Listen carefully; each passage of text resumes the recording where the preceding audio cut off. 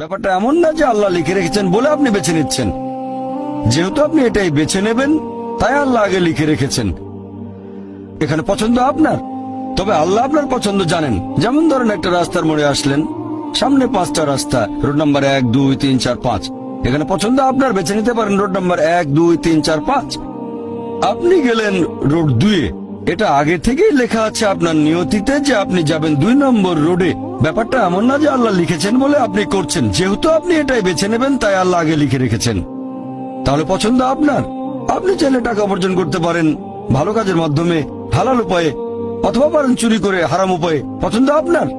ধরেন চুরি করলেন, এটা আপনার সিদ্ধান্ত। তবে আল্লাহ আগে থেকে জানেন যে এই লোকটা সহজে টাকা পেতে চায়, তাই চুরি করবে। তাই আল্লাহ আগে লিখে রেখেছেন যে এই লোকটা 25 বছর বয়সে চুরি করবে। এখানে দোষটা কার? দোষ আসলে আপনার। তবে আল্লাহর আছে ইলমে গায়েব, তাই তিনি আগেই লিখে রেখেছেন।